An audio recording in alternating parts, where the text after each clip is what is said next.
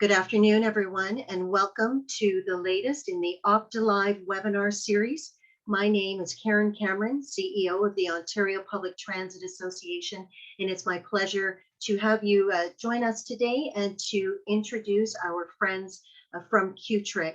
Opta and QTRIC have a very close working relationship, and we're very pleased that they've chosen this opportunity to bring their message to the Opta membership. And with that, I'd like to introduce Grace Riley. Grace?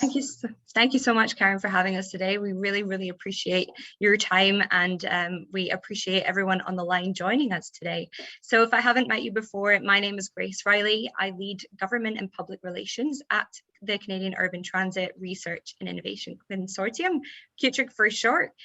We are thrilled to have you join us, and we're really excited to speak about our 10-step guide to reach your transit decarbonisation goals today.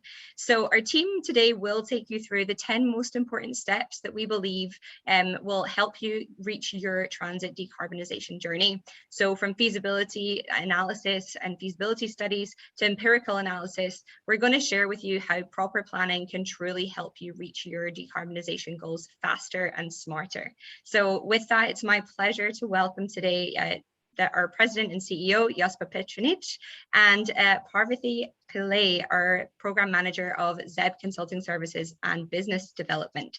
So Parvathy and Jospa will take you through this 10-step journey, and we're going to have a fireside chat with Sue Connor from Burlington Transit to hear about how she has started to implement their decarbonisation journey, along with a full Q&A with all of you as well. So any questions that you have, Jospa and Parvathy are ready to answer and are very excited to have these conversations with you. So over to you both. Thanks, Grace, for the intro. So it's a real pleasure to be here. We've got a lot of folks on the line who are QTRIC members already, but many of you are not. So it's really great to have a chance to engage with you and to walk you through the processes, which some of our members are very familiar with, but more and more transit agencies, especially in this day and age in Canada, with all the funding funneling into electrification, more and more transit agencies are getting to know the complexities of electrifying, decarbonizing, and switching to zero emissions fuels in the future. So I do want to do a shout out to a couple of our directors who are on the line today. Sue Connor will be joining me in a little bit at the end of this presentation for a fireside chat about some of the work that she's been doing in her roles, both at Brampton and at Burlington with QTRIC. She's also our longstanding chair of the board of directors. And we have Michelle Jones also on the line here. I saw her, Michelle, at TTC, one of our newest directors at QTRIC's board of directors. I see a lot of other members on the line, so welcome to you and welcome to all the folks that we don't know, but we hope to get to know quite shortly. With that, I want to introduce you to my colleague Parvathy Pillai. There was a time when this industry was very new 5 years ago, and we were sort of cutting our teeth on it, trying to create the industry. I'm pretty sure that Parvathy among, across Canada is probably one of the few people, and certainly one of the leaders, who has done as many zero emissions bus projects from start to finish with transit agencies. So I'm really honored to have a chance to work with her. She's helped grow our business in this space as a nonprofit. And every single project we learn more, and every single project we're able to do more with our transit agency members in the electrification file. So I'm going to introduce Parvathy. I'm going to invite Parvathy to the digital stage. She's going to start off by walking you through this 10-step high-level guide that we've developed in partnership with the Government of Canada, with whom we work dedicatedly and hand in hand in terms of the funding from Infrastructure Canada, financing from the Canada Infrastructure Bank, and of course, overall funding for zero emissions decarbonized fuels with Natural Resources Canada. Over to you, Parvathy, and then we'll come back for the Q&A and also the fireside chat to get a little bit more deeper into the weeds as we go forward. Thank you very much, Jospa. Welcome, everyone. It's my absolute pleasure to be having this opportunity to present to Opta members here, Empowering Energy Transition, the 10-step process to decarbonize. So if we were to begin by a quick introduction to QTRIC, I know we have a lot of our QTRIC members on the line with us, but for those of you who may not be aware of who QTRIC is and what our area of business is, we are the Canadian Urban Transit Research and Innovation Consortium. And we are a consortium of transportation innovation leaders in this space. We have been around since 2015, so it's our 6th year of operation in Canada. And we have transit agencies who are innovators in the space as our founding members. Our founding members include TTC, TransLink, ARTM, York Region Transit, Metrolinx, Brampton Transit, and Burlington Transit. We are a membership-based consortium, which means we have members spanning the industry, consultancy, utility, transit agency, government, academia, and not-for-profit in our consortium, and our membership base is 140 plus members big. We have operations all across Canada. We have operations in Ontario, Quebec, British Columbia, Alberta, and Manitoba with offices there. And our focus is low carbon, smart mobility, and technology innovation. As I mentioned, we are a not-for-profit innovation consortium with transit at the core of it all. So quickly about our vision and pillars of innovation. So QTRIC has been founded with the mission or ambition of making Canada a global leader in low carbon smart mobility technology innovation across various platforms, including heavy duty, light duty, and medium duty, and considering advanced transit, transportation, and integrated mobility options. We have 4 key pillars of innovation under which our operations are carried out. Pillar number 1 is zero and low emission propulsion technologies and systems integration. We have projects under this particular pillar. We do commercialization projects, our Pan-Canadian electric bus project and our Pan-Canadian hydrogen fuel cell electric bus project come under this pillar of innovation. We have pillar 2, smart vehicles and smart infrastructure. We have a national smart vehicle project, which is operating under this particular pillar of innovation. And overlapping these two, there is pillar number 3, which is big data for mobility analytics, and cybersecurity in pillar number 4 as well. So these are the pillars of innovation and our vision with which we are moving forward. So I do want to talk about the history of QTRIC as a consulting services, which is a trademarked consulting services that we offer under our not-for-profit umbrella to our transit agencies. So if we were to think about the history of it, it all started with like a simple question. So back in 2016, my boss and Dr. Josipa Petronic, the president and CEO of QTRIC, asked this question: why are we not going electric in Canada? It may seem very obvious at this particular point, but at that time, it was a very relevant question. It is still relevant because we are finding answers to that. So over the course of the past 5 years, we have been in the process of finding answers and supporting our transit agencies find answers for their independent problems as well. At this particular stage, we are asking a related question: how do transit electrification, how to do it the right way? And as the tagline says, innovation progresses when science provides the answers. And we are here to provide the science-based answer for transit electrification as well. So in terms of like electrification, when you think about it, there is, of course, the funding aspect, there is money involved, there is technology involved, there is data involved as well. But QTRIC sub-consulting services has been developed with the core of transit at the heart of it all. So we have transit agencies at the heart of it all. So that is the key message that I want to articulate to our transit agencies here on the line with us as well, because electrification has a lot of merits. From the social lens, we want to ensure our transit riders enjoy like a very better service, cleaner, faster, greener, and efficient. None of us want to be stuck in traffic for hours. So our transit needs to improve to accommodate that social aspect. Of course, from the economic lens, electrification empowers us to have benefits in the operational cost savings front as well. Cost reduction through electrification is something that could materialize in Ontario in particular. From the environmental perspective, as we all know, this is part of us addressing the climate change. And Canada's emission profile currently shows around 730 megatons in total from GHG emissions in 2019. About 30% of that is from transportation sector alone, which means that we have a long way to go in terms of reducing those emissions and making the environment cleaner for us all.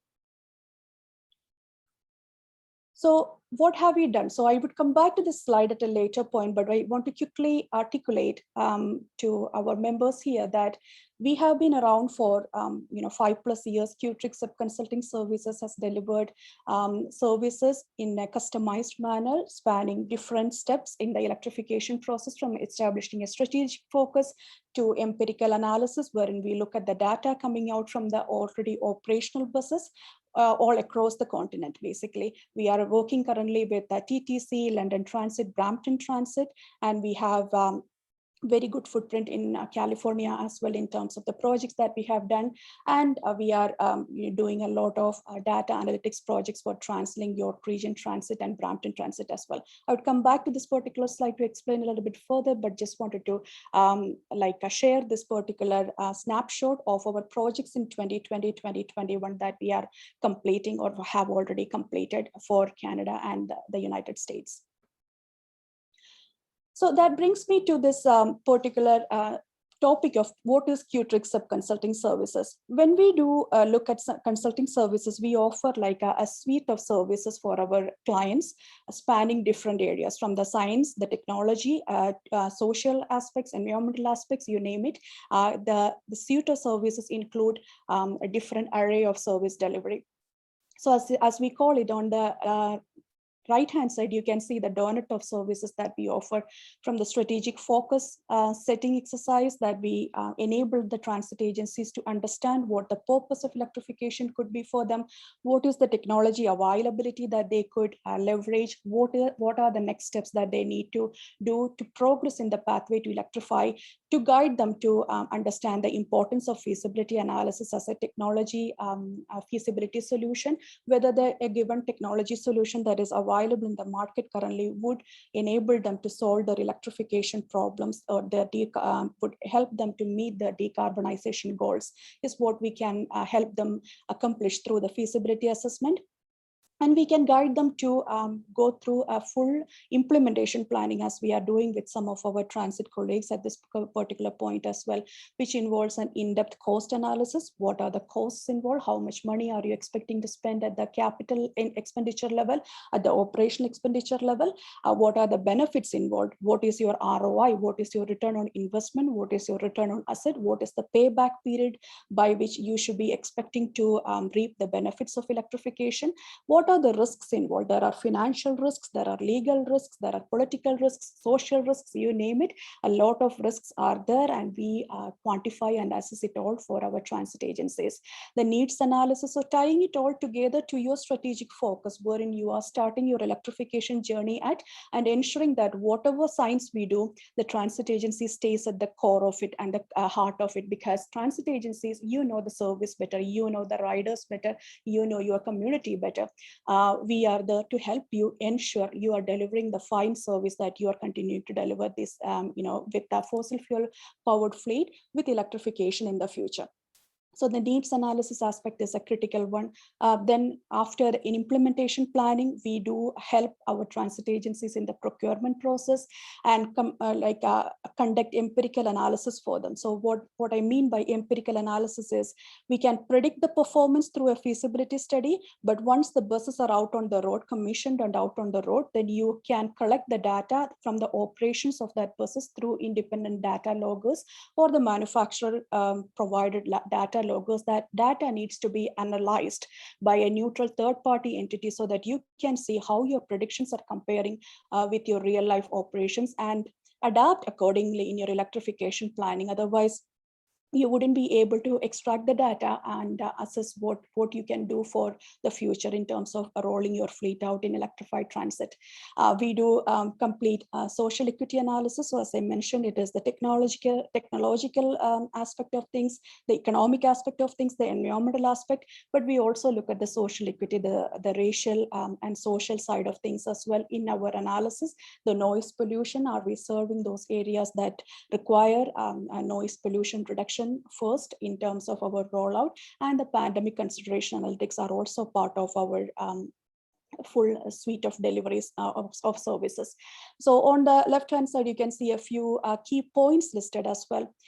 Primarily, our technological focus lie in the predictive performance modeling of zero emission buses, and we have like a massive list of transit agencies that we have been privileged to deliver these services to, around 40 plus transit agencies all across North America. We calculate the costs and benefits of electrification. That is an important element. We do ensure that transit agencies understand the cost and benefits of it and plan accordingly. Designing the economic, social, environmental business cases for electrification is a key aspect that QTRIC has been continuously commented on in terms of our expertise at doing it, because we have been able to establish such business cases for our transit agency colleagues all along. And supporting transit agencies throughout the process. That's an important element of QTRIC. We are there with the transit agency. As I said before, we have the transit agency at the heart of it all, which means we stay with our transit agencies from the start of the process to the end to ensure their questions are answered, their needs are met, and we are delivering a comprehensive service. And along with the technological services that we are delivering in the feasibility domain, the implementation planning, the electricity cost calculation, the operational and the capital expenditure calculations, we do offer funding support as well. Some of you may know the Zero Emission Transit Fund. That is something that QTRIC very proudly lobbied for, and we got it released by the federal government. We have experience applying for Zero Emission Transit Fund. We have Toronto Atmospheric Fund, TAF. We have Federation of Canadian Municipalities, Ontario Provincial Funding. The latter two, we have 100% success rates, and we have supported our transit agencies with those funding pools already as well. So when a transit agency approaches us to say, okay, I need to go electric, what are the steps? We guide you from the first step to the last, and ensures that you get the funding that you are entitled to from the government or from other funding sources, and get your electrification needs met so that you can get ahead of the electrification game. Another aspect that QTRIC is especially positioned well to support the transit agencies on is the council presentations. So it can be at the initiation of a project or at the final part, or both, because many a number of times we are approached by transit agencies to actually create the business case before the council, to run workshops, to establish the strategic focus, and we have supported our transit agencies in doing so all along, and we are very, very, very pleased to do that. And at the finale of a particular project, we gladly go to the councils and present the outcomes, answer the questions, to ensure our transit agencies are fully informed, and the relevant councils are also fully informed to help approve the next steps in the process, so that they can move into the procurement of the buses and after.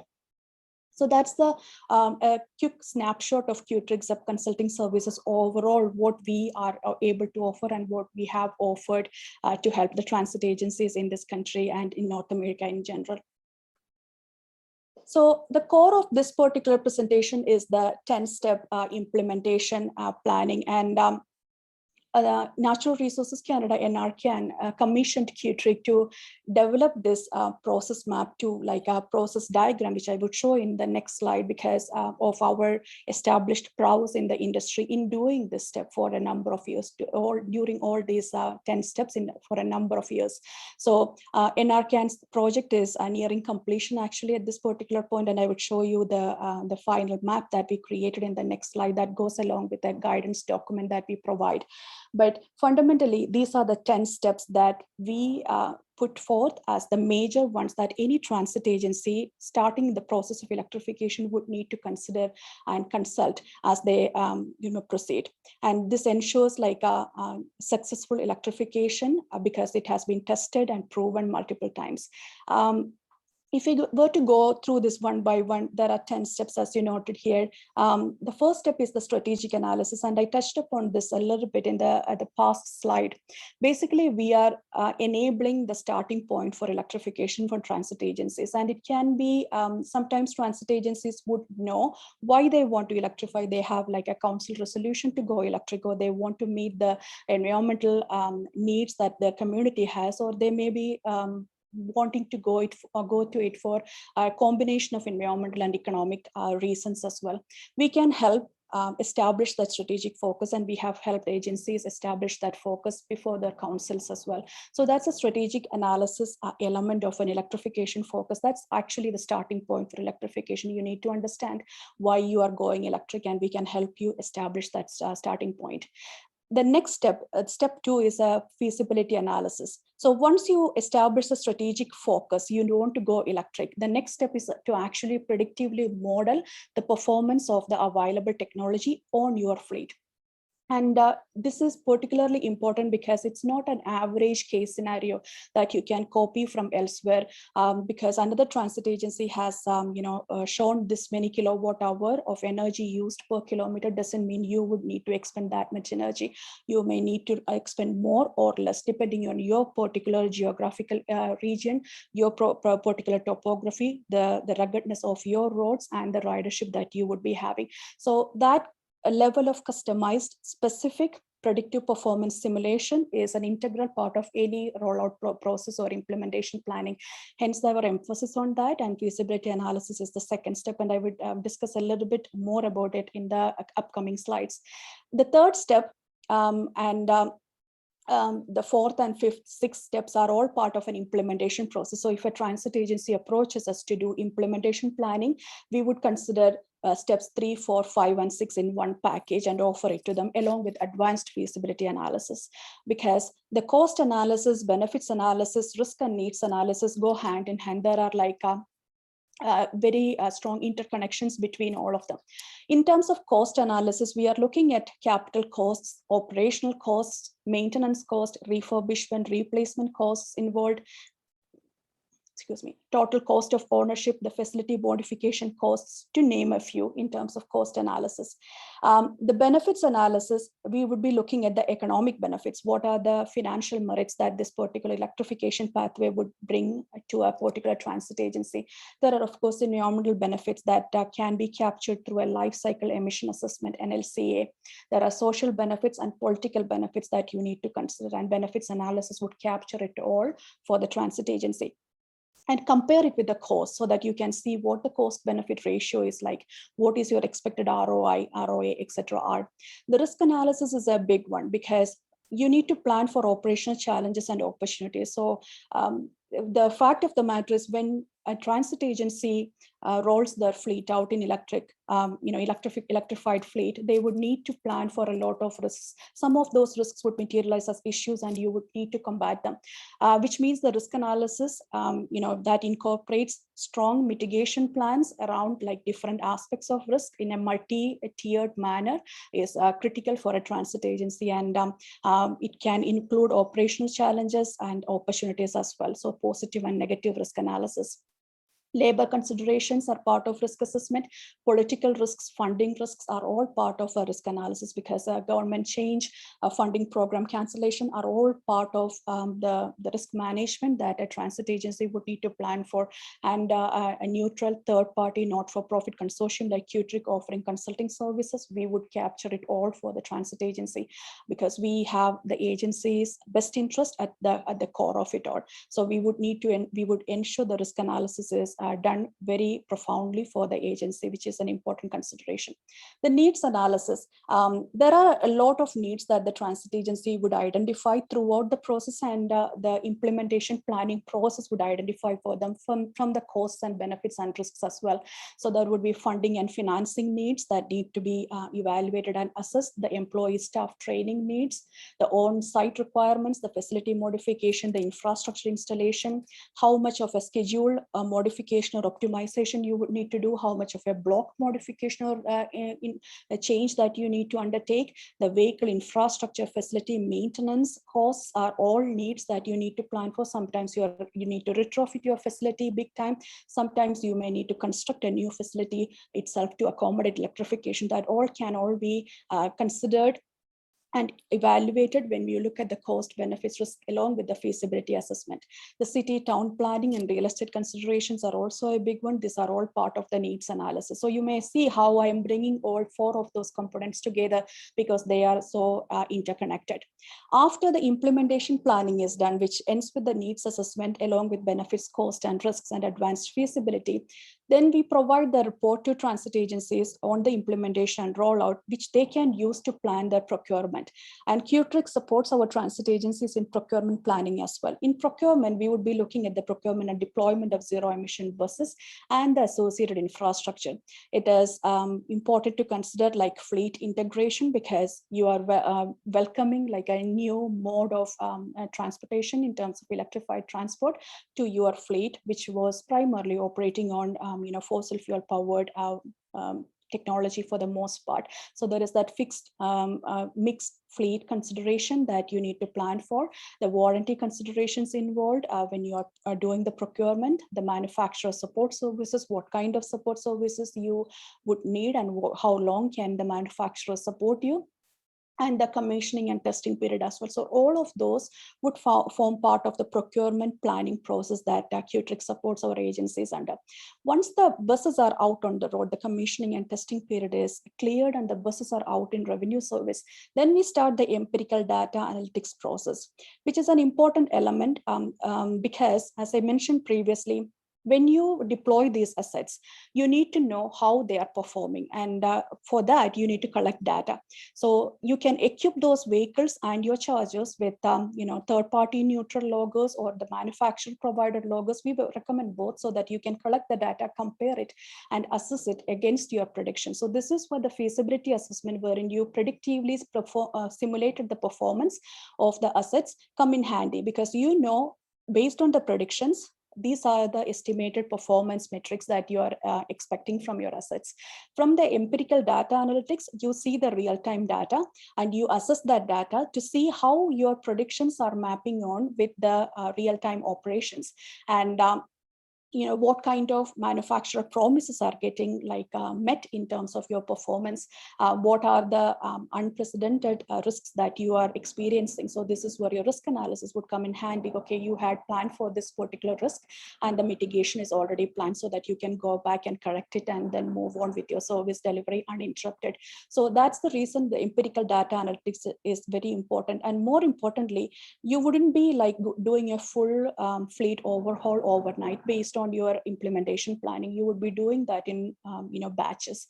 So based on the first batch of electric buses or zero emission buses that are out on the road, you can collect the data, compare it against the predictions, and then plan the future rollout. So in batches, based on your replacement cycles that you have at your transit agency, what lessons you are learning from your particular operations of electric buses, and then take those learnings, integrate it, and then do the planning for your next bus purchase, deployment and commissioning. So that way that you are ensuring a data powered progression in electrification, not just based on sales promises or not just based on what other agencies experiences are. You are experiencing it because you have learned it and you have done your predictive modeling. Everything is internal to the transit agency, who have invested the time to do it all, to learn the electrification basics, and did their homework to actually conduct the analysis and assessment, prepared their implementation planning, and are collecting data, validating it, and ensuring that the lessons learned are taking them forward. So that is the key importance of the 8th step, which is empirical data analytics. The 9th step would be establishing like a finishing point. At this particular point, with the lessons you learn from the empirical data that you collect from the operations of the assets, you are establishing your finishing point with successful electrification accomplished, planning your technological evolution, because all of us know that the technology that you deploy next year may not be the technology that you are going to be deploying in 5 years, per your replacement cycle, because it's continuously evolving and improving. So which means that you would need to come back to the feasibility assessment the next time you are planning like a massive rollout, because the technology performance may have changed, or your fleet is the same, but the technology update would need to be reflected in your predictions, which is paving way for evidence-based rollout for your future as well. So that's the reason why it is important for us to establish that finishing point. But it's not a finishing point, it's actually a starting point for the next iteration of electrification, because you take the lessons and you basically implement it all. Step number 10 is a demonstration project. As I mentioned previously, you wouldn't be, deploying the full fleet of electric buses in one fine day. You wouldn't be doing 50 buses. You would be taking like a subset that your consulting service representative advises you on based on your particular fleet realities and your operational constraints that they would assess. That demonstration project would enable you to take like a subset of your fleet deploy it, learn from it, and then take the lessons and move forward. So that's the reason why step number 10 is actually ensuring a demonstration project happens. And this particular 10-step process gets repeated over and over until your full fleet is successfully electrified. And it is a tested and proven method to ensure your electrification becomes a success the first time you do it itself. So doing it right the very first time, it is the the power of knowledge that we enable our transit agency colleagues to have. So as I mentioned previously, the ZEB rollout process map that Natural Resources Canada commissioned QTRIC to develop is what you are seeing here. So I have removed just the finishing point and the demonstration project from here because these are the key 8 steps that NRCan wanted us to focus on. Of course, this would be released on QTRIC website in a few weeks, along with a guidance document that explains each of the steps involved here in detail. But I just want to mention that these are the 8 steps that you need to take action on immediately and plan your next steps forward with. This is the electrification rollout process map that NRCan commissioned QTRIC to develop. So coming back to the predictive modeling piece. So one of the elements in this particular webinar is our focus on the feasibility assessment piece. So I articulated to you what the 10 steps in electrification planning are. One of the key elements, as I highlighted there, is the predictive performance modeling or feasibility analysis. And I want to quickly run through the major aspects of QTRIC's RODI 2.0 modeling tool. So QTRIC's RODI 2.0 is the second generation of a modeling tool that we use for predictive performance modeling and feasibility assessment for our transit agencies. And we have used this particular tool to deliver over 40 projects all across North America. It has gone through multiple revisions and enhancements over the years, and it is currently in generation 2. So this particular predictive performance modeling tool is able to assess the performance or predict the performance of battery electric buses, hydrogen fuel electric buses, diesel, CNG and hybrid buses, and electric automated shuttles, which we call ELSAs, electric low speed automated shuttles.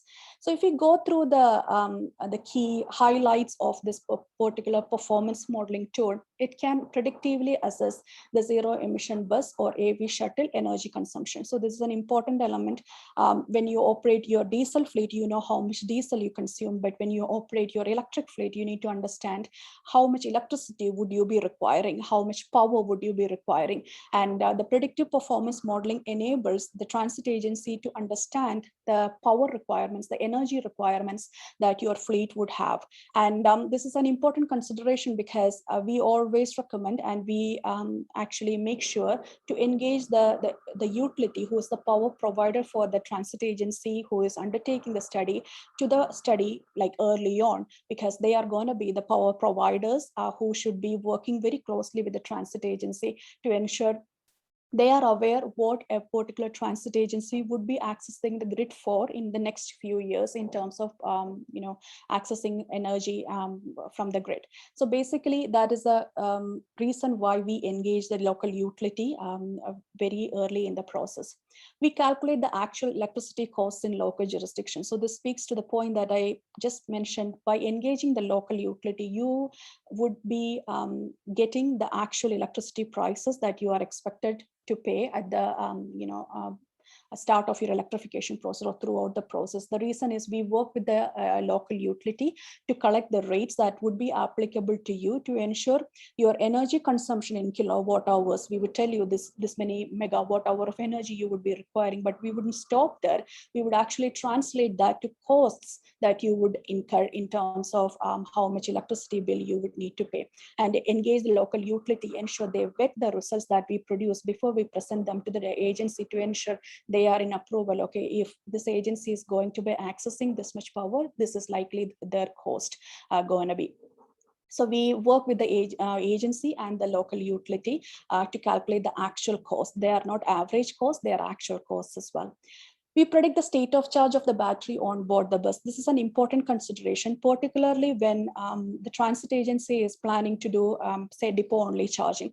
In our predictive performance modeling, we recommend and we always do depot plus opportunity charging, which is done on route. So if a transit agency is solely reliant on depot only charging, they would have the buses exit the garage with 100% state of charge at the start of the day, and then complete the service and return back to the garage. So it is important for us to know how much of a drop in energy that does that battery pack on the bus experience, and how much we can predict the state of charge of the battery on board the bus at designated points throughout the service day for that bus, whether it be depot charged or on road charged.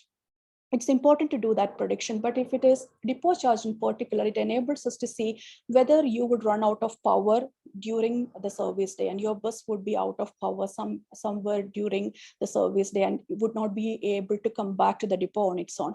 So that is the importance of empowering it with on-route charging as well. So when we do our assessment, we look at each of your vehicles, each of your routes, each of your blocks to ensure what it can accomplish based on depot only charging, or an overnight long-term charging that or long-time charging that they are experiencing at the depot for a few hours, overnight low power charging, versus high power overhead opportunity charging, which is done on road. So at designated points, say at the end of each round trip, the bus gets X minutes of charging. What does it do to its state of charge on battery? So instead of carrying like a heavier battery, which is going to eat into the range of the bus anyways, you can equip the bus to have more energy in its batteries by using the power of on-road opportunity charges. Of course, it brings additional capital expenditure to the table, but it can enable those routes that are not possible to electrify using depot only charging possible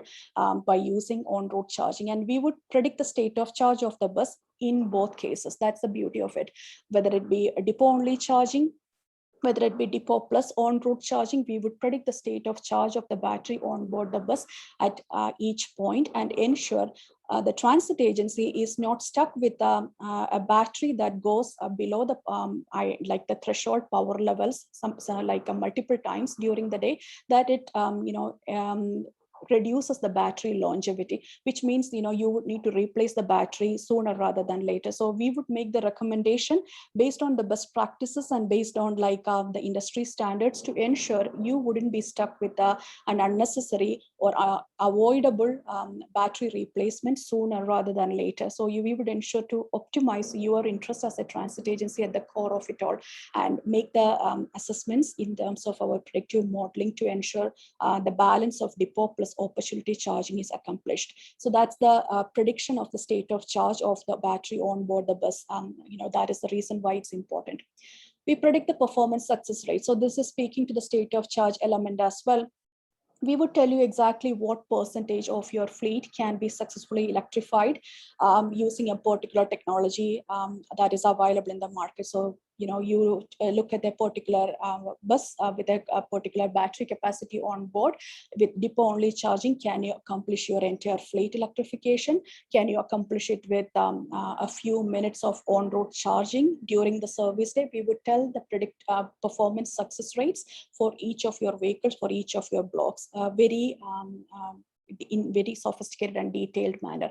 And in doing so, we consider the revenue and non-revenue operations. So we wouldn't be looking at your revenue services and dismissing the non-revenue considerations, because whether or not it is revenue or non-revenue, if the bus is operational, then it would take away from the battery to do that rounds in terms of covering the distance. So we make sure to consider revenue and non-revenue aspects into our modeling, and we work very closely with the transit agency to collect your general transit feed specification data, your GTFS data, your digital elevation model data, the DEM PPM and your non-revenue profiles in terms of descriptive statistics, and then compile it all together, create non-revenue route profiles indicative of your real route operations, and then combine it together to create the route profile for your particular fleet for each of your operational blocks, and then assess the performance success rates. So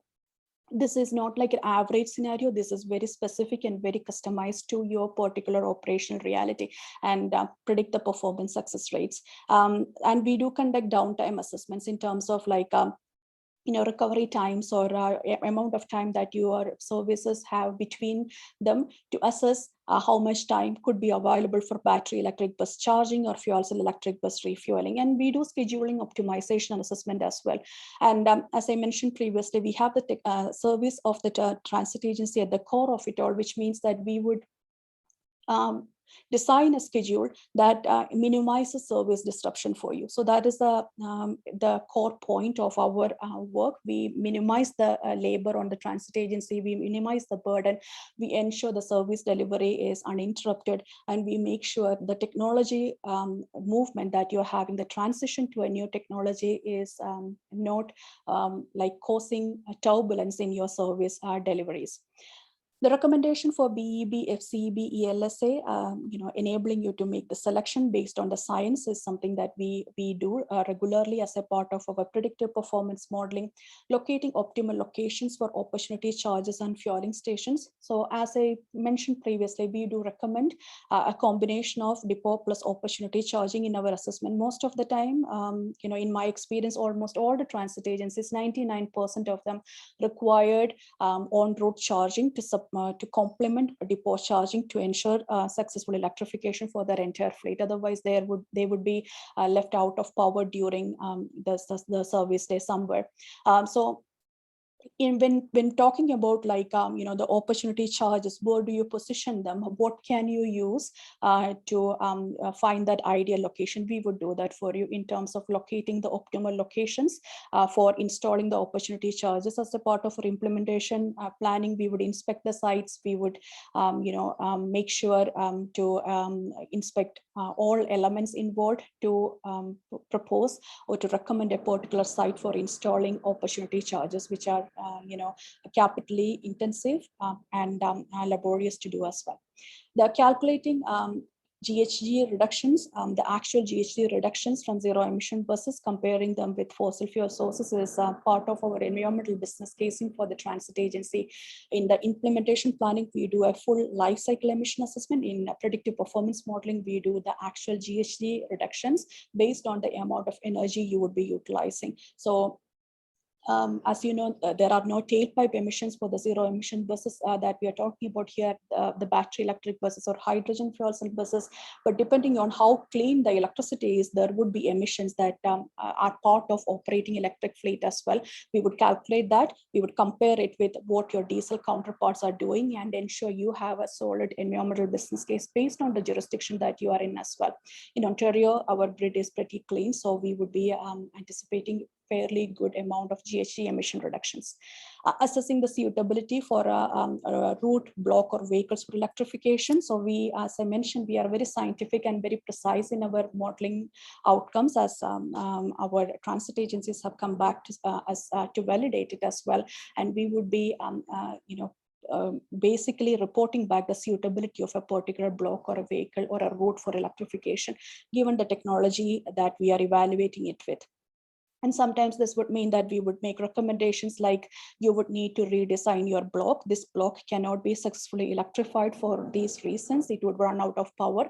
Can you consider, chopping that block in half? Can you consider like, equipping it with a different schedule so that the bus can have like X more minutes of charging than at an opportunity charger, which means it can extend the range and cover that distance for you. We would make that a suitability assessment and propose recommendations as well. And assessing the technological possibility for electrification goes hand in hand with that as well.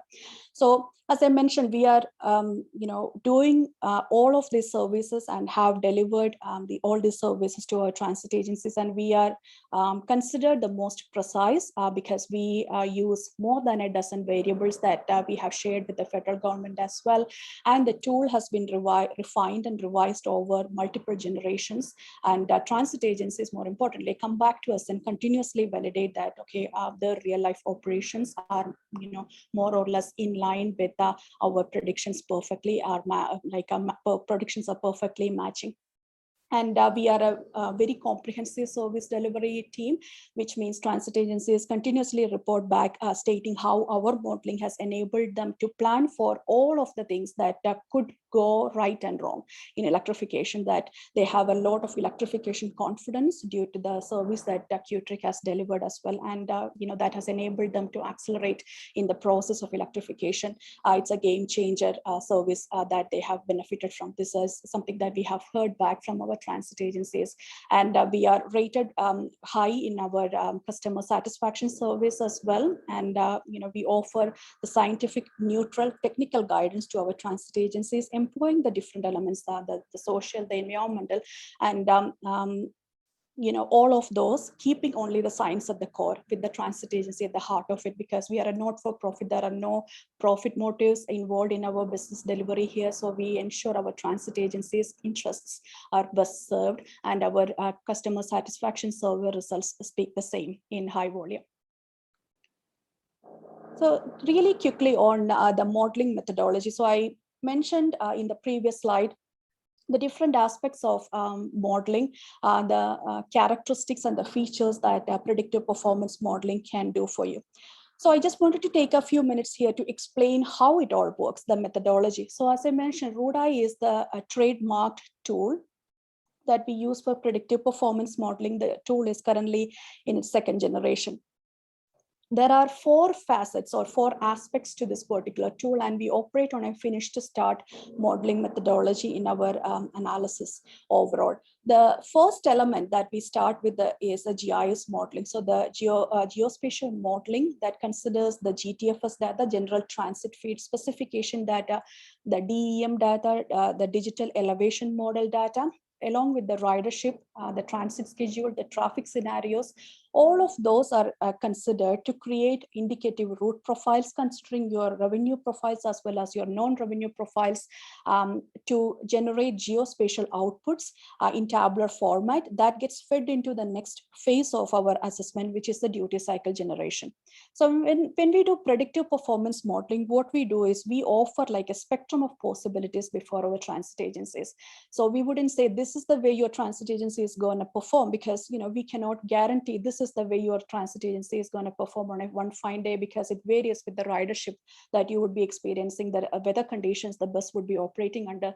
In the predictive modeling piece, what we do is we offer like the spectrum of possibilities before the agency, where in a light duty cycle that considers the bus having like a less energy intense day in terms of having low ridership or less stopping due to the area that the bus is operating under, or the HVAC being at the low level because it's a spring day, etc.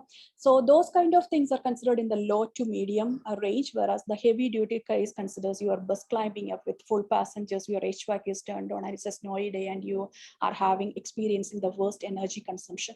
So between the light and heavy, we offer like a spectrum of possibilities. Sometimes there is an average scenario that is pretty much that the transit agency would be experiencing on most days, although there would be days wherein the heavy duty case, which is the energy intense days, are also experienced. So we would consider the seasonal variances, the ridership scenarios, all of this having an impact on the HVAC that the bus is experiencing, or drawing from the battery to generate like duty cycles. Sometimes we work with the data to ensure there is a customized duty cycle added on top of that, the conventional duty cycles that we generate as well, to meet the specific transit agency's requirements. And we do that as a 4th duty cycle.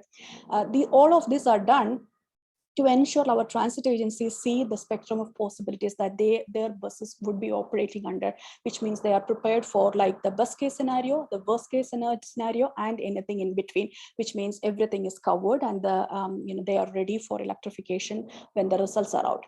And the duty cycles are used to actually generate the e-bus hydrogen fuel cell electric bus modeling outcomes, which means the energy consumption results. So in doing so, we consider like over a dozen variables, some of which are listed here: the auxiliary heating, motor efficiency, battery size, the weight of the bus, the passenger load, the ridership, you name it. We have a lot of variables that we use that is feeding into the modeling results that you would be getting.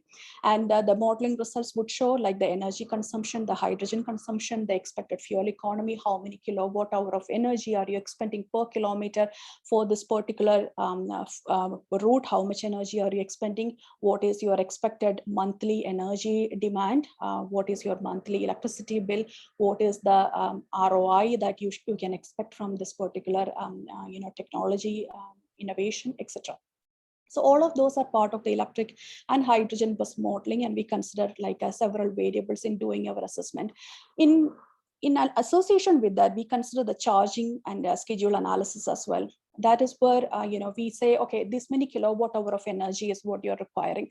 Your bus is going to take this many kilowatt hour of energy to run 1 kilometer. That is the fuel economy. But what does it mean for your electricity costs and the charger information? So we look at the downtime or the recovery time that you have in your schedule. Consider the different charging modules available in terms of depot charging or on-road charging, and look at what the volumetric charges, the demand charges, the other additional utility charges that you would incur are, and prepare your charging schedule to match your actual operational schedules. That's where the schedule optimization piece comes in terms of like implementation planning.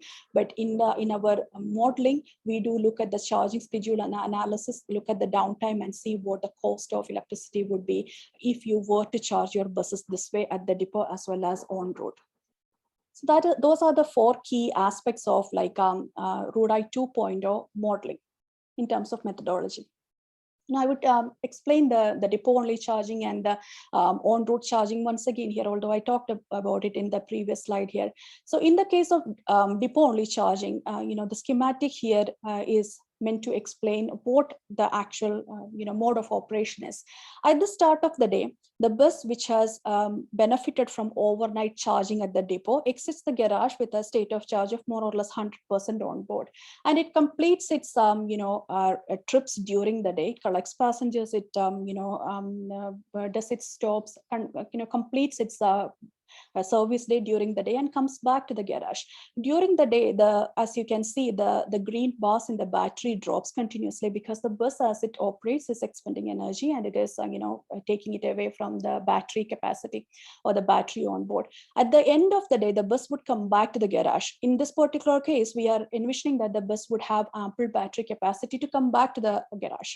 But the battery capacity is well below the 20% mark or at the 20% mark. The 20% mark is the more or less the accepted industry standard that you need to maintain on your bus as a state of charge to ensure the battery longevity is maintained, as well as some buses would not operate if the battery capacity drops below that 20% threshold as well. So maintaining a healthy battery above the 20% mark is important for multiple reasons: to ensure uninterrupted service delivery and to ensure battery longevity.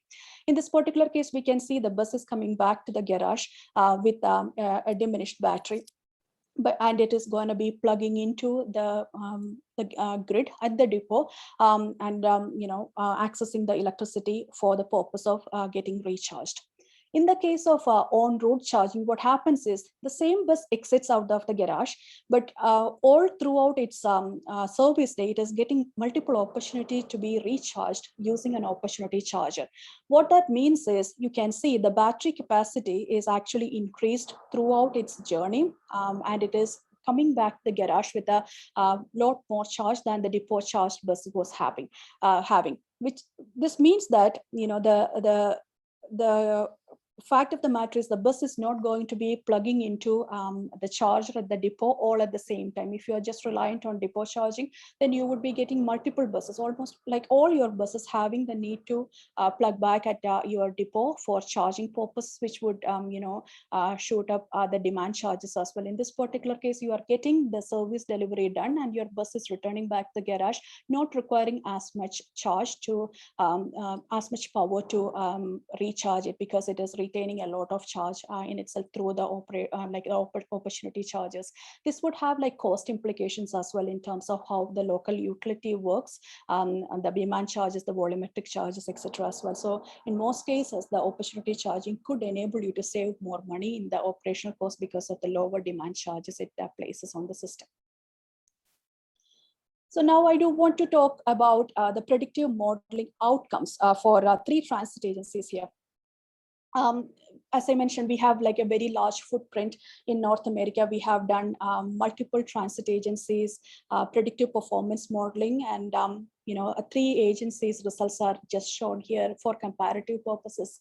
So here, there is a Californian agency that we work with. Their fleet size is around 400 buses. There is a Canadian agency labeled 1. They have a bus number of around 200 in their fleet. And there is a Canadian transit agency with 70 buses in their fleet. The type of feasibility study that we undertook for each of these agencies is vehicle-based, which means we were considering whether their current fleet, which is operational on fossil fuel sources. In the case of Californian agency, it was compressed natural gas. In the case of the Canadian agencies, it is a diesel. So we are looking to see whether each of their vehicles can be successfully replaced by like a battery electric bus or a hydrogen fuel cell bus. That's the focus of the vehicle-based study. And the project outcome is, in this particular case, we are looking at the success rates of depot, opportunity charging, and fuel cell electric bus from an average scenario, which means we are looking at a medium duty case, wherein the bus is expecting to complete the weekday service, and in an average duty scenario, which means it is not the worst case energy consumption or the best case, but an average scenario. That's the medium duty cycle. And we are, for the comparison purposes, we are just looking at weekday services for these 3 transit agencies, employing a 40-foot standardized bus, which if it were replacing this agency's fleet. So with depot only charging, the Californian agency is experiencing like a success rate of 25%, which means 75% of their fleet would be unsuccessful if they rely on exclusively depot charging. 75% of their fleet would run out of power somewhere during the service day. In the case of the Canadian Transit Agency 1, their success rate is also not much higher than the 50%, but better than the Californian Transit Agency at 49%. In the case of the second Canadian Transit Agency, though, you can see the depot only charging would not get them anything because the success rate is at 14%. So it has to do with the length of the block that this transit agency may be having, but it is showing that with depot only charging, they wouldn't accomplish any degree of electrification successfully. Now we look at opportunity charging. So in this particular case, on-road opportunity charging with 5 minutes per round trip is considered for all these 3 agencies for the sake of comparison. The Californian agency shows like a good jump from the 25% it was experiencing with depot charging to 70%. But still, it is not 100%, as you can see, because it is still 30% of the fleet is unsuccessfully electrified. The point that we need to highlight here is with depot versus opportunity, the jump is significant to note. In the case of the Canadian agency number 1, well, you are accomplishing close to 100% electrification with on-road opportunity charging. If you are allowing 5 minutes of charging for their buses, you are getting close to 97% electrification success, which means only 3% of their fleet may run out of power somewhere during the service day, which means that they can work on those that 3% by modeling, by redesigning their block or adjusting the schedule to have like a few more minutes of charging, which we would gladly do for them in their implementation planning process, which we are actually undertaking as well. In the case of the second Canadian Transit Agency, the opportunity charging is taking their success rate to where it should be 100%. So with 5 minutes of round trip charging, this Canadian Transit Agency is having like 100% electrification. So for them, opportunity charging was the solution that they needed. In the case of fuel cell electric buses, the Californian Transit Agency is experiencing 82% success. So this is one thing to note is this is expecting that the fuel cell electric bus would exit the garage with a full tank of hydrogen and complete its service day. It is not given an opportunity to refuel during the day. So that was the assumption on which the predictive modeling was done. That's the reason why they are getting 82%. And as you can see in the Transit Agency decision, the ZEB implementation plan that we completed for this Californian Transit Agency, considering all options, made them go towards fuel cell electric buses. Although their success rate is not 100%, they are under the realization that with the one refueling episode done for the remaining 18%, they can accomplish 100% electrification, and they are going in the route of hydrogen. So in the particularly in the case of Californian agencies, it would be like a steam methane reformed hydrogen is easily available, and it is accessible for them in California as well. So that solution is more interesting for them to pursue, and they are pursuing in that regard as well. Although electrolytic hydrogen would be considered in the future. For the Canadian Transit Agency number 1, the fuel cell electric bus is showing 96% success. So you can see opportunity charging, although not like hugely different, is having more success for this particular transit agency than fuel cell electric buses even. Again, with the one refueling episode, those 4 missing parts can be like 4% can be covered, but the point is with opportunity charging itself, they are accomplishing huge degree of success. Current status is that they are considering the SEB implementation planning. QTRIC is doing that implementation planning, considering all options and ensuring that they get the most comprehensive implementation plan, looking at all options and the fleet designs that they could pursue it with. The second Canadian Transit Agency, we are also doing their advanced feasibility because they would like to see what fuel cell electric buses could do for them. Although the opportunity charging solves their issue, they are looking at the fuel cell electric buses currently. QTRIC is undertaking that study along with the preliminary rollout planning as well. So that is the status of the 3 transit agencies, whom we have completed predictive modeling study in the past few months, and where the results are. So I hope it clears the picture about how important it is to consider like different solutions, different parts of the puzzle coming together is important. And the next slide is actually going to present like more interesting outcomes here, because the predictive modeling in an electrification planning method is shown here. So on the right-hand side, you see like a kilowatt hour per kilometer for a 40-foot bus. So this is another transit agency's example that I have chosen to use here.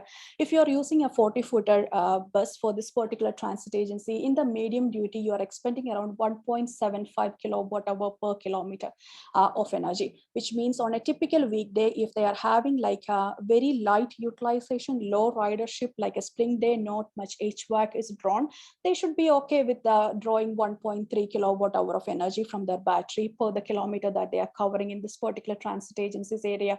But once it is like a medium duty case, which means like more riders are on the board and you are drawing more HVAC, it is probably like requiring cooling or heating the cabin, you would be expending more energy at 1.8 kilowatt hour per kilometer.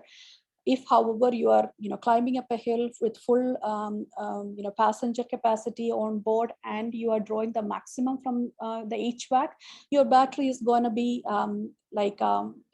exhausted pretty soon, because you are spending around 2.4 kilowatt hour per kilometer. So again, the beauty of this work is you would get to see the spectrum of possibilities that you can plan for. And the same thing is enabling us to see the electrification planning, as you see on the left-hand side in a Hoshin-Kanri matrix, as I call it, with the 4 like quadrants identified. So if we focus on the green zone for a second here, you can see the triangle above it is showing depot only charging. So BEB charging options are what this matrix shows. With depot only charging, if you look at the green area, you see extremely easy means you can accomplish all the duty cycles, the light, medium, and heavy for this particular transit agency, all across using depot only charging. That is 22% of the routes. So they have like a certain number of routes. They can accomplish 22% of the routes electrification using depot only charging. So that is regarded as an extremely easy kind of a duty cycle or a BEB charging option success. If they are reliant on depot only charging, 5.5%, around 6% can be accomplished. They would have their buses returning to the garage with a 20% state of charge or more if their buses are operational under light or medium duty cycles, but not heavy. If it is heavy, then they are going to run out of power. So that's the importance of looking at depot only charging versus the other charging options, because depot only charging, you are getting 22 plus 5.5, around 28% of your fleet, of your route covered using depot only charging. Only the rest requires some kind of complementary charging solution, otherwise you are running out of power. That's the essence of this particular quadrant there.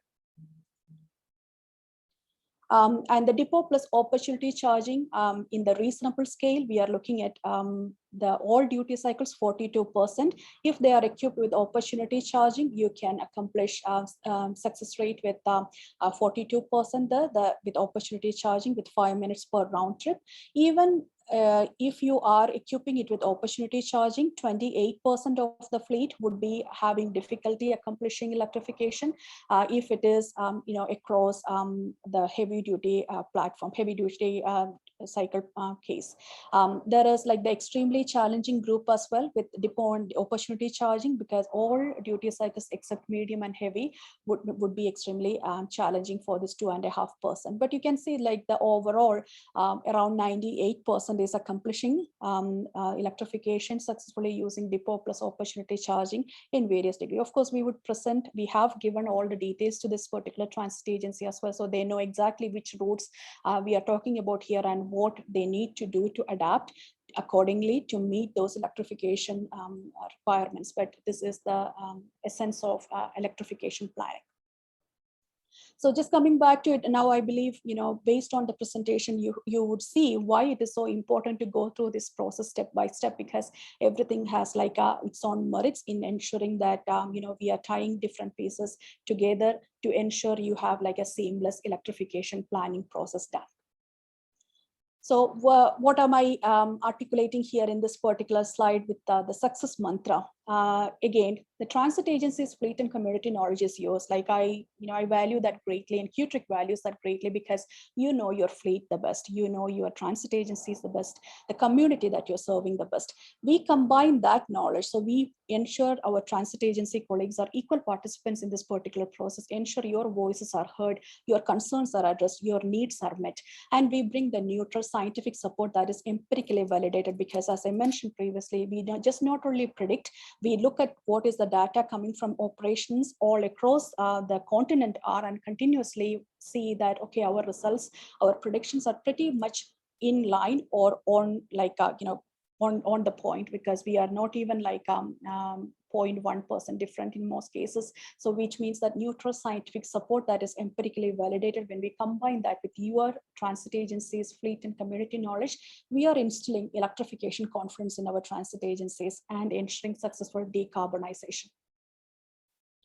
We have discussed the milestone projects before. We are working with TTC on a very comprehensive ZEB feasibility study, largest transit agency in the country. It's incredibly privileged to conduct that particular study for TTC, London Transit. We are conducting a full fleet implementation planning, the most comprehensive rollout planning, and we are doing multiple projects with other transit agencies. Cornwall, we have recently started a feasibility assessment, very comprehensive study for them, and we have more or less completed the feasibility studies for MyWay, Gulf Transit, Burlington Transit, Transit Cape Breton, Grand River Transit, RTC, etc. Our Californian footprint is on the right-hand side. TransLink, York Region, and Brampton are part of our empirical data analytics group, wherein we are collecting the data coming out from their operational battery electric buses and chargers and validating it. We have an ongoing project with Enbridge on CNG, RNG buses and utilizing those as zero emission solutions, and our NRCan project to develop our process map as well, which I previously mentioned. So in terms of a call to action, based on all the presentation that I gave here today, I hope I was able to articulate to you how important it is to plan, how important it is to ensure you have the right partners at the table to guide you properly. So as a call to action, I would recommend that you please contact QTRIC. My contact information, my email and phone number are listed here. So please do let me know if you have any questions, how to help you complete the inquiry form. We would meet you for a discovery meeting, assess your needs and select the service that best suits your requirements. We would scope the project, we would kick it off and keep you updated using progress meetings and in-depth and robust quality assurance, quality control measures are at play to ensure the results that you get are validated and accurate as well. And we support you in all council presentations and workshops as well. So with that, I would like to pass it back to you, Josipa, for the message next. Thank you so much, Parvati. That was extremely comprehensive, I think, for a lot of folks on the line. And I'll conclude that piece before we move to the first side discussion with Sue Connor at Burlington Transit about her experience and their experiences working with us on this area of implementation.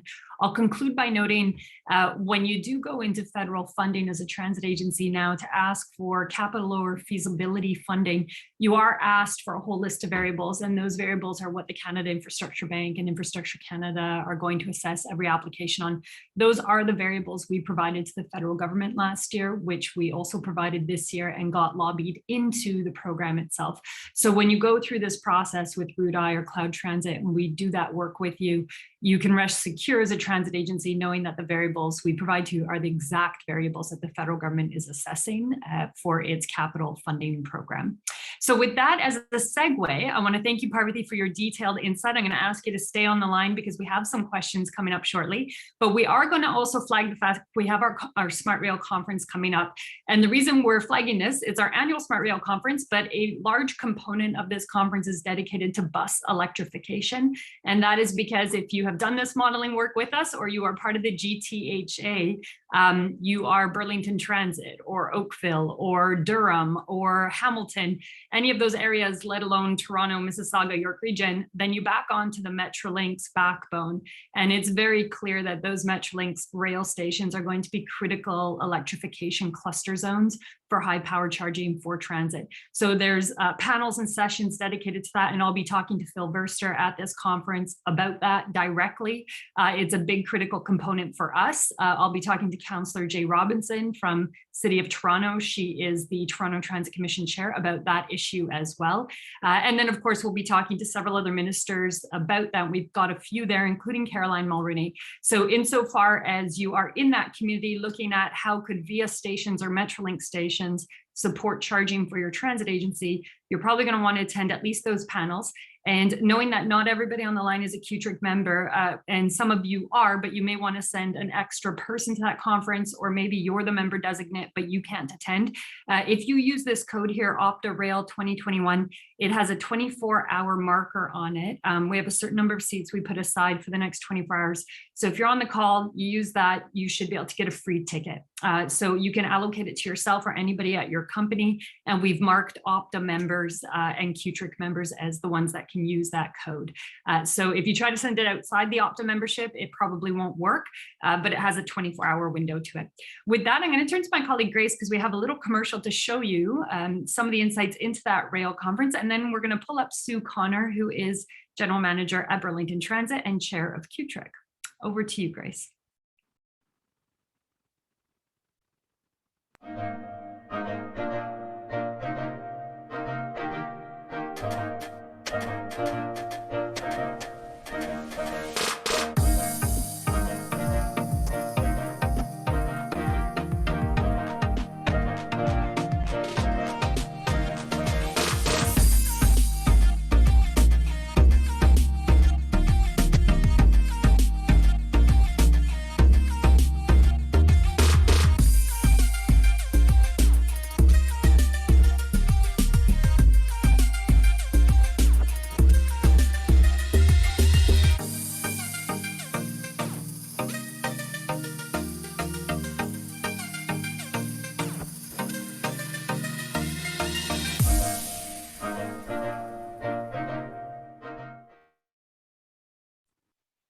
Great. Thanks so much, Grace. And Grace will post that code here in the chat function again for those of you who might have missed out on the membership tickets.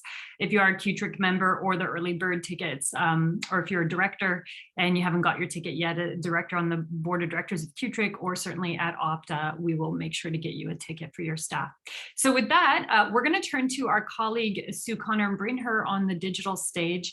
Because we've set up a little bit of a fireside chat to take everything that Parvathy just went through, which may sound a lot of theoretical information, and really put it into the context of an actual transit agency in terms of its experience, how it's gone through planning for electrification, and how it's planning to come out the other end. Now, having said that, Sue's experience really speaks for itself in the sense that she was at Brampton Transit when we started the Pan-Canadian Electric Bus Project, and we kick-started that standardization project, which is now out the door and on the road, and we are getting the data from those buses and starting to analyze it. And I see our colleague Scott Gilner is on the line from Brampton, and he's on the front line of that. Sue subsequently went over to Burlington Transit and is now looking at that agency and helping to lead that agency's electrification plans. So with that, I'm just going to turn to my colleague Grace Riley to see if we can get Sue on the line and get her microphone working and her video. Sue is here. Hi, Sue. Hi, Sue. Hello. Oh, there you are, Sue. You popped up on my screen, so I think I had you hidden on the other screen. My apologies. So we'll kickstart things off. If you wouldn't mind, Sue, we've got a lot of transit agencies on the line who haven't really been doing this work with us, or they're just starting right now, or they're somewhere in the midst of planning for their first deployment.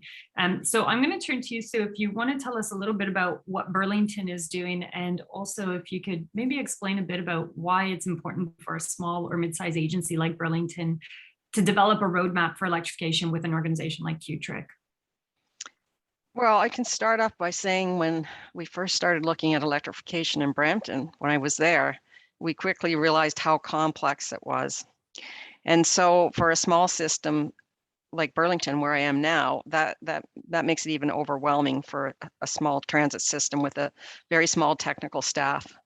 I think QTRIC brings expertise to the table that most transit systems don't have.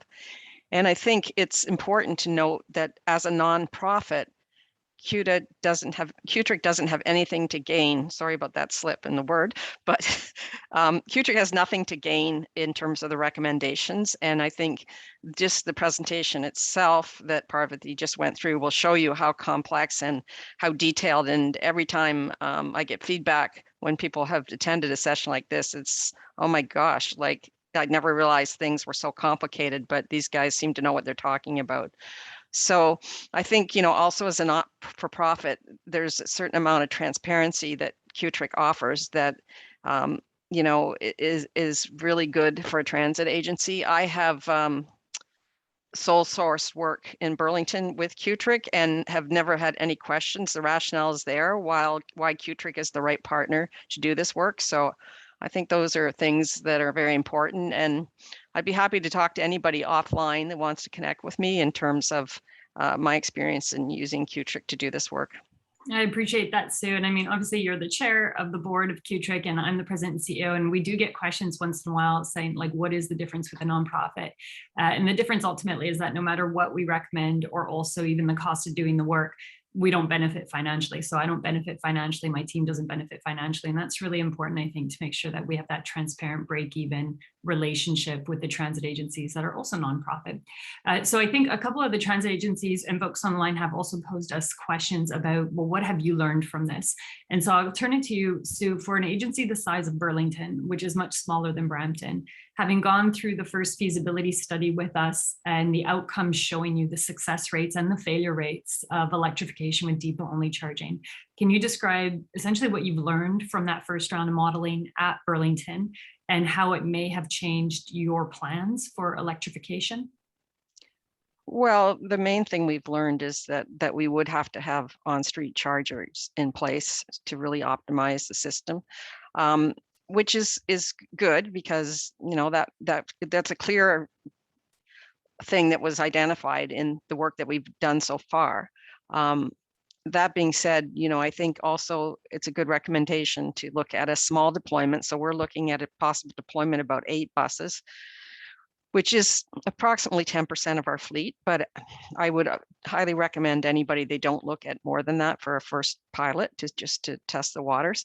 It's been good timing for us too, because, you know, we're assessing our current facility for electrification, but we are also planning, or in the works planning, to build a new facility. So this work will be helpful in terms of what we need to do and how we can benefit for electrification in the building of a new facility. And maybe I can ask just a question on that. Maybe you can walk people through the kinds of things we've been able to do or help out with in terms of site visits or planning for that first deployment. And since you're part of the Joint Procurement Initiative, you know, what is the role of an organization like CUTRIC in terms of helping a joint procurement or initial pilot procurement programming for an agency your size that may need to outsource some of that work? So yes, in terms of joint procurement, we already procure our conventional diesel buses through the Metrolinx joint procurement. So we're very familiar with that. And you know, it's the same rationale, basically. It's, you know, the numbers that would be procured, we can't do that on our own. And having the expertise of just the time to write up an RFP, to go out and purchase buses or charging infrastructure is just something we don't have in-house. So we did actually look at, you know, doing it on our own in terms of conventional buses, but we quickly realized that we were better off to be involved in a joint procurement, whether it's for electric buses or, you know, 40-foot conventional buses. And I think, you know, it's really just staff capacity drives a lot of this, and the expertise, right? That's the other side of it that we just don't have in-house. And I just put a message there, if there are transit agencies online that do want to join the electric bus joint procurement initiative that we're leading with, Burlington is part of that initiative, let us know. The process is underway. In fact, we have a meeting about it right after this one, and we're still able to incorporate new transit agencies if you do want to be part of that. So I'm going to segue then, Sue, since you've been through it, you've seen it from start to finish, essentially at Brampton, where there was an effort to get the electric buses out the door, standardized, very big commercialization trial, over to Burlington, much smaller agency. What additional advice would you give to transit agencies in Ontario as they're starting this pathway and thinking about the next steps? Well, my first big recommendation would be to engage with CUTRIC. I've twice now, to 2 different city councils, brought Josipa and the CUTRIC staff to do a presentation to council, an educational session, actual workshop. And in both cases, you know, it really opened up council's eyes. So I can tell you, in Burlington, a couple of years ago, through the budget process, we were asking for 4 growth diesel buses, and council, through budget discussions, started to go down the path, well, why don't we just buy 2 electric buses instead? And I go, whoa, like, it's not that simple, it's not that easy. And it was after that, you know, at that time I committed to go ahead with the 4 diesel buses, but to do a workshop so they understood the complications of electrifying the fleet. And we did that in February after the budget had been done in the fall. And, you know, I think it was a real eye opener for our council. And, you know, one councillor in particular, it's very critical. He was even blown away. So I would really highly suggest, if you're going to go down this path, it will help you manage your council's expectation a little bit, because I've talked to other transit agencies that have had the same experience, where city councillors think it sounds like a great idea, but they just don't understand how complex moving to an electric fleet is. So that would be one big recommendation I would definitely give them. And also, you know, I see some places that are fairly small trying to do it on their own. I wish them luck, but I think they're taking on a big challenge, and it's really, you don't need to do it on your own. CUTRIC's here to assist, and you know, anything you do, I think you always want to be successful, and I would highly recommend engaging CUTRIC. You can just tell by the presentation that we went through, you know, what CUTRIC brings to the table. Well, thanks for that, Sue. And I think also it's really important to remind people, you know, why we were created. Like, CUTRIC was created 6 years ago by transit agencies and industry members to spur innovation in the transit industry itself. And if you take a look at the board, you yourself sit on the board as Burlington. We have TTC on the board. TransLink, and we've had a host of other transit agencies at the board level of QTRIC over the years. And it speaks volumes in the sense that the whole reason the organization exists is to help transit agencies get through this complicated stuff going forward. So I'm just going to keep you on the line, Sue, for 2 minutes, 3 minutes, 4 minutes until we conclude, in case folks do have questions for you specifically. But I do see we have a few questions from audience members in the last few minutes we're going to try and work through a few of those. So Grace, I'm going to call you up online, and Parvathy, there's a few questions if you want to walk us through some of the queries we have online. Grace is collecting them on the back end, so feel free to message her. The first question we have is from Ashley Hooker from JL Richards, and she was asking about a risk analysis and do we typically recommend keeping an equivalent diesel fleet in terms of a certain amount of time of keeping the diesels in the fleet or the hybrid diesels as a mitigation strategy in case the BEVs fail. So I'm going to start this off. Parvathy, if you have anything to add, and then Sue, I'll turn to you as well, just in terms of the perception from the transit agency. The first thing I'd say is that I want to define what we mean by failure. When we talk about zero emissions bus failure, the truth of the matter is no agency is going to succeed in going to an electrified future on a one-to-one diesel bus replacement.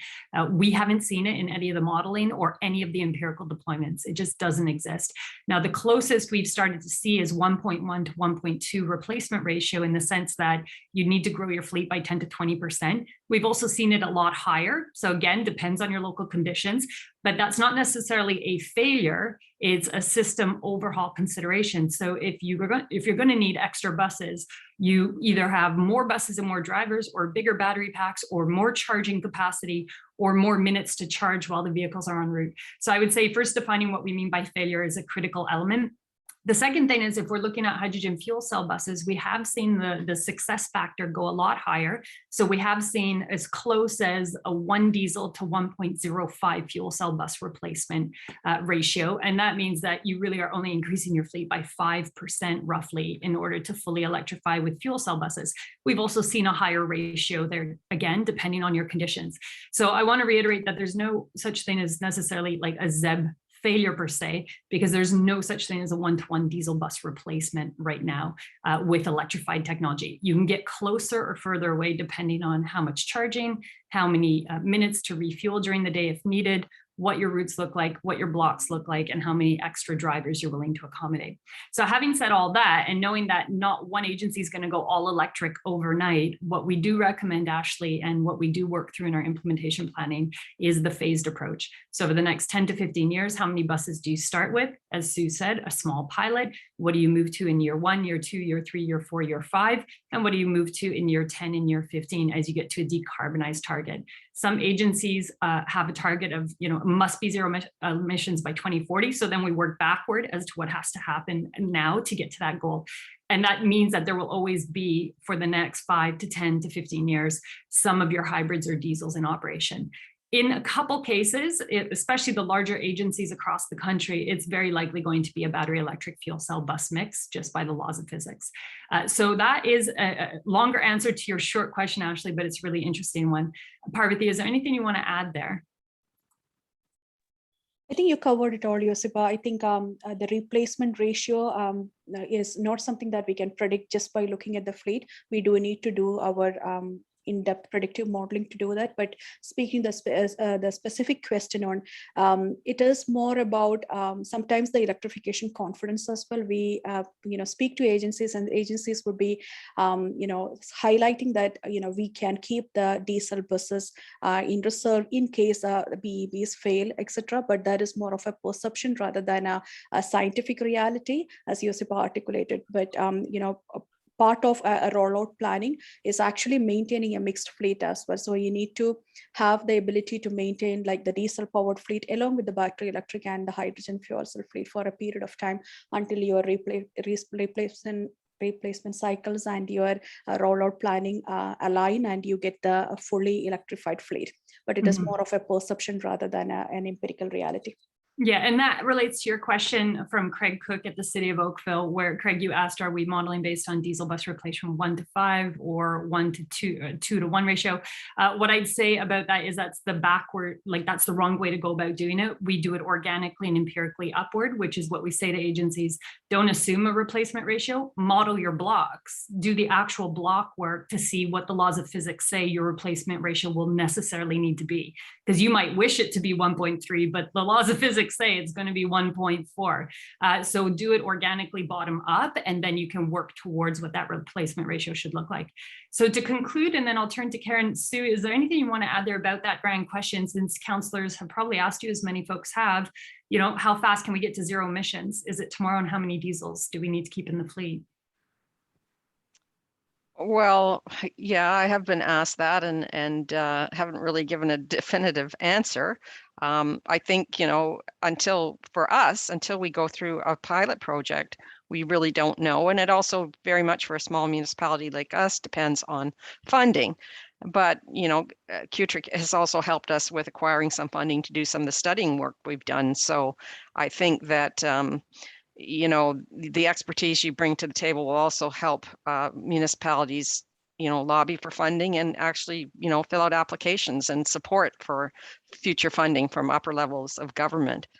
It seems to me, with what's been in the news lately, that there's certainly stress on climate change. So I certainly predict that we'll be seeing funding in this area coming through, probably pretty substantially over the next little while. So I think that those are some things that I'll be looking forward to working with CUTRIC on. Yeah, it's a great segue to conclude. And the reality is, strike while the metal's hot, and you may not need to keep your diesels on in your fleet as long as you expect, because there might be supplementary funding. So with that, I'm going to turn to Karen to close out, just with a note to Marcel. You had the question, Marcel, about do we take weather conditions into account? We do. We take into account weather conditions, operational conditions, and a whole set of variables about battery degradation. If you'd like to know more, feel free to reach out to Parvathy, and we'll drop her email into the chat box here. Over to you, Karen, and thanks so much, Sue. Thanks, Parvathy. Thanks, Grace.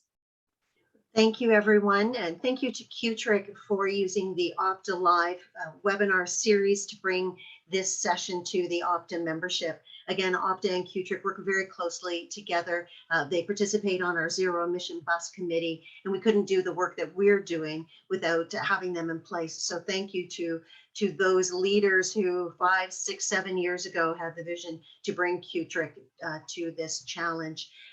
Everyone that is registered for this Opta Live session will receive an email that will include the link to today's webinar. We did record it, and it will also include the slides from today's presentation. We'll also include the contact information for all of the CUTRIC staff that were participating with you today. So thank you, everyone, and we look forward to having you participate in more Opta Live webinars in the future. Take care.